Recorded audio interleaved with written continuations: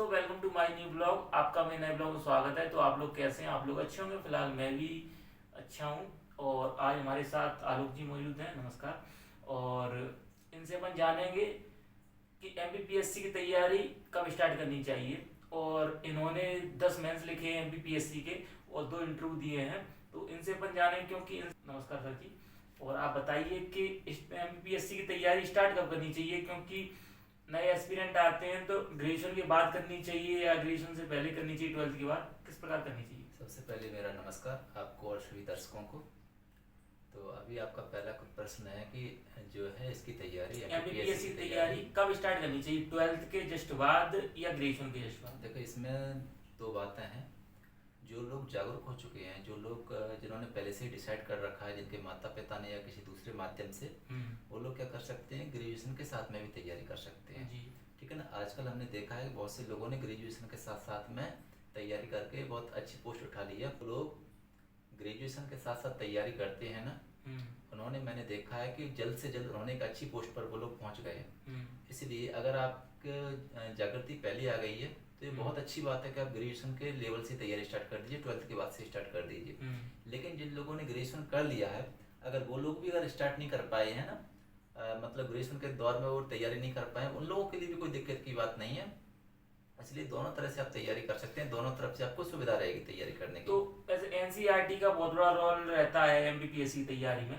तो एनसीईआरटी कब पढ़नी चाहिए, ग्रेजुएशन के दौरान या जब कोचिंग ज्वाइन कर ले उसके बाद? क्योंकि मोस्टली लोग पढ़ते ही नहीं है। जब कोचिंग ज्वाइन कर लेते हैं उसके बाद कोचिंग में लगता है कि एनसीईआरटी पढ़नी चाहिए, और कोचिंग ज्वाइन करने का इतना टाइम नहीं मिल पाता कि एनसीईआरटी पढ़ सकें। देखिए, इसमें एनसीईआरटी पढ़ना, ऐसा नहीं है कि जो लोग एनसीईआरटी पढ़ते नहीं है उनका सिलेक्शन नहीं होता। जी और ऐसा नहीं है कि जो एनसीईआरटी जो है पढ़ने से कोई नुकसान भी है। जी नहीं, ऐसा कुछ नहीं है। अगर आप 12th के साथ में तैयारी कर रहे हैं, अगर जी आपके पास समय है, जी तो आप एनसीईआरटी पढ़ लेंगे तो आपके लिए बहुत ज़्यादा सुविधा रहती है, क्योंकि उसमें समझाते हुए लिखा जाता है। जी आप अगर एनसीईआरटी पढ़ लेंगे, एनसीईआरटी समझ लेंगे, तो रेफरेंस बुक को आप जो तैयारी करेंगे ना, तो जी रेफरेंस बुक को समझने में सहूलियत प्राप्त होती है। जी लेकिन यदि आपके पास टाइम नहीं है तो आप एनसीईआरटी ना पढ़ें। अगर आपके पास टाइम नहीं है तो आप जी डायरेक्ट रेफरेंस बुक के माध्यम से आप तैयारी कर सकते हैं। जी ठीक है ना। और मैं तो ये कह रहा हूँ कि जो लोग 12th के बाद तैयारी करना स्टार्ट कर रहे हैं, वो लोग एनसीईआरटी को जरूर पढ़ें। जी ठीक। और जिनके पास टाइम नहीं है वो अपना रेफरेंस बुक को तैयार कर तैयार सकते कर हैं। सकते हैं।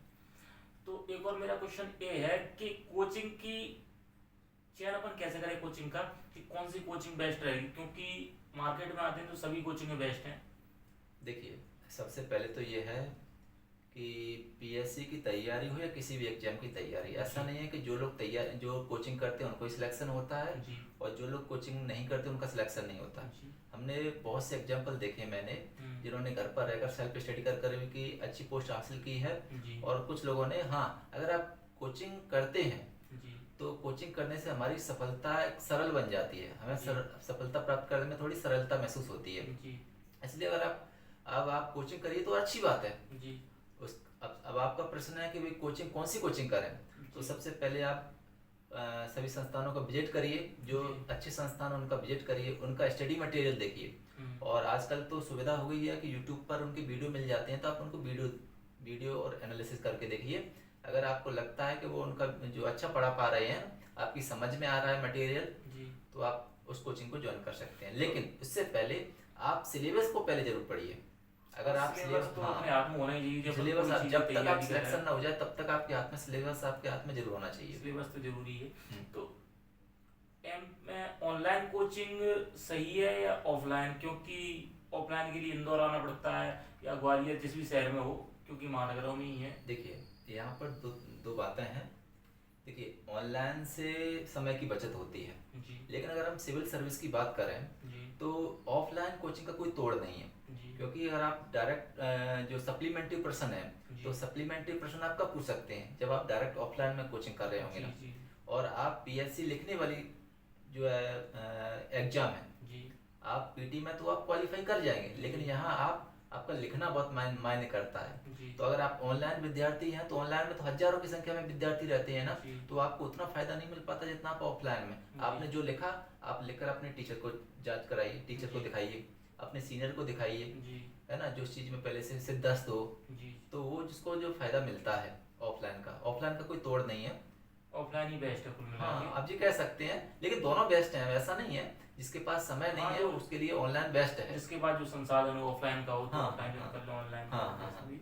हम्म तो 2024 में सिलेबस चेंज हुआ था, हम्म। उसके बाद ऐसा कट ऑफ भी अच्छा खासा जा रहा है, और प्री वैकेंसी तो कम ही आ रही है, लेकिन प्री निकलने वाला का भी अनुपात बहुत कम रह गया है, क्योंकि तैयारी कर रहे हैं 2-2 4 साल, तैयारी हाँ, प्री निकल पा रही। आप देख किस प्रकार रणनीति रहती है देखिए आपकी देखिए कि मैं आप आपकी प्री बात तक? को समझ गया। आपका कहने का मतलब ये है कि जो है, जो परंपरागत रूप से पीटी निकाल रहे थे पहले से, हम्म और उसमें ग्राफ कम हुआ है उनका। हम्म जो लगातार पीटी निकाल रहे थे वो फेल होने लगे हैं। हम्म। हाँ, कारण ये है कि 2024 में जो पीएससी ने अपने सिलेबस में चेंजेस किया है, जी कुछ नई चीज़ें लाई हैं पीएससी ने। और जी दूसरी बात, इन्होंने गहराई से उन्होंने टॉपिक दे दिया है कि आपको उस टॉपिक से संबंधित गहराई से आपको अध्ययन करना पड़ेगा। जी तो इसलिए हमें अपनी रणनीति में भी बदलाव करना है। जी जैसे जो जनरल स्टडी का पेपर है, जी जनरल स्टडी के पेपर में 10 यूनिट है। जी तो आपके 10 यूनिट की प्रॉपर आपको एक अच्छा मटेरियल कलेक्ट करना है, और जी अच्छे मटेरियल के अकॉर्डिंग आपको तैयारी करनी है। जैसे जी। 10 यूनिट की आप अलग अलग बुक पढ़िए,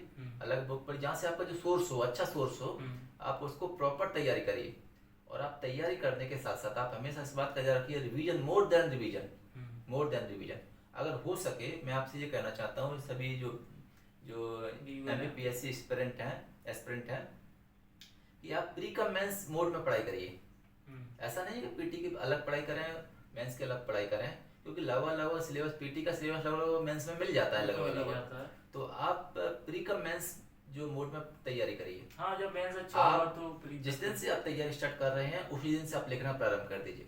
अगर मैं आपसे ये कहूँ कि शुरू के बारे में आप एक पेज लिख लीजिए, तो आपको लिखने में दिक्कत पैदा होगी, है ना। लेकिन यही चीज़ अगर आप 10 बार लिख लेंगे ना, तो आपको इतनी सुविधा रहेगी ना। तो पीएससी खेल किसका है? पीएससी खेल है लिखने का। इसलिए जिस दिन से आप पीएससी में तैयारी करना स्टार्ट करते हैं ना, उसी दिन से आप लिखना प्रारंभ कर दीजिए। और हाँ, टेस्ट सीरीज, रिवीजन और test series, more than revision, more than test series, मतलब एक टेस्ट सीरीज पकड़िए और टेस्ट सीरीज को जरूर दीजिए।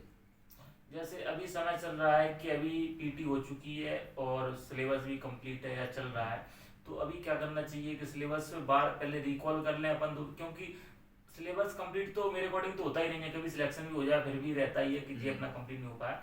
तो ऐसे कोचिंग में सिलेबस अपना कंप्लीट हो गया तो पहले उसको रिवीजन कर लें 2-4 बार, मतलब खुद ही अपने आप से, कि पहले टेस्ट ही ज्वाइन कर लें और रिकॉल चलता रहे साथ में, क्योंकि टेस्ट के बाद इतना समय भी नहीं मिल पाता, 2-4 दिन बाद टेस्ट आ जाते हैं, तो कैसा करना चाहिए? नहीं, देखिए टेस्ट सीरीज और देखिए रिवीजन कभी पूरा होता नहीं है, कभी आपका सिलेबस कंप्लीट नहीं होता, इसलिए आप उसी दरमियान आप टेस्ट यूज करते चलिए, टेस्ट देते चलिए। जैसे आज मैंने पॉलिटी पढ़ा, और पॉलिटी 2-3 दिन मैंने पॉलिटी पढ़ने के बाद आपका टेस्ट सीरीज है, टेस्ट है ना, तो आप उसको टेस्ट दीजिए। क्योंकि अगर आप टेस्ट देंगे तो टेस्ट के दरमियान जो रिवीजन की स्पीड होती है ना, वो बहुत अच्छी होती है।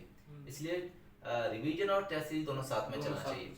हाँ, दोनों साथ में चलते रहना चाहिए। और हाँ, लेकिन मेंस को आपको बंद नहीं करना है। मेंस को आप कम से कम 2 आंसर डेली लिखिए, डेली आंसर डेली लिखिए।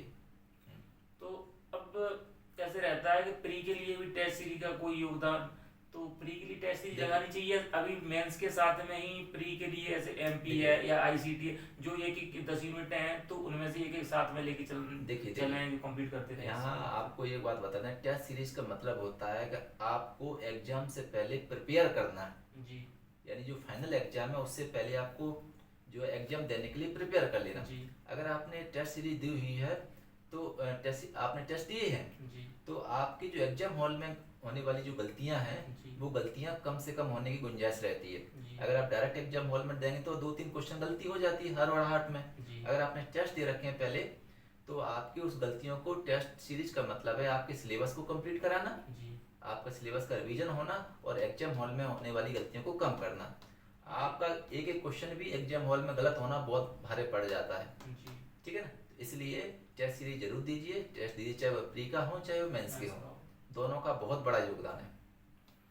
तो सर ने अपन को इतनी सारी जानकारी दी कि तैयारी कब स्टार्ट करनी चाहिए और किस प्रकार प्री मेंस करना चाहिए अपन को, और अपनी कोचिंग का चयन किस प्रकार करना चाहिए, स्टडी मटेरियल का चयन किस प्रकार करनी चाहिए प्री के लिए, मेंस के लिए स्टडी मटेरियल, क्योंकि अपन कोई कोचिंग ज्वाइन करते हैं तो मार्केट वाली कोचिंग की मटेरियल अच्छा रहता है, ऐसे कोई कोई सब्जेक्ट हो जाता है इस प्रकार। यहाँ मैं आपको एक चीज मेंशन करने वाला हूँ कि आप कोई भी जैसे 10 यूनिट है पीटी की, तो आप 10 यूनिट आप पीटी की तैयारी कर रहे हैं, मान लीजिए आपके पास पीटी का कम टाइम बचा है तो आप पीटी की तैयारी पर ही फोकस कर रहे हैं जी तो उस दरमियान आप स्टैंडर्ड मटेरियल का ध्यान रखिएगा, जी क्योंकि मार्केट में आपकी जो बाढ़ आ जाती है मटेरियल जी की, आपको एक सोर्स इस्तेमाल करना है। जी जैसे मान लीजिए 10वीं यूनिट के लिए आपने निर्माण की बुक फॉलो किया, जी तो आप केवल निर्माण की बुक को ही अच्छी तरह से फॉलो करिए, जी क्योंकि मोर देन रिवीजन आपको जी रिवीजन ज़्यादा करना हाँ, है। एक ही बुक को बार है बार ना? रिकॉल एक ही करना बुक को है। बार बार पढ़िए और जितना हो सके एक ही बुक को बार बार पढ़िए, ठीक है ना? जी और भटकाव से जितना हो सके बचने की कोशिश करिए, जी भटकाव से बचने की कोशिश करिए। तो सर ने कुछ अपन को ये जानकारी दी, और अगर आपको और कोई क्यूरी हो एमपीपीएससी से रिलेटेड, प्री मेंस या और कोई क्यूरी एमपीपीएससी रिलेटेड, तो आप कमेंट कर सकते हैं। और तो thank you for this watching, love you all, keep supporting, thank you. धन्यवाद, धन्यवाद। Thank you.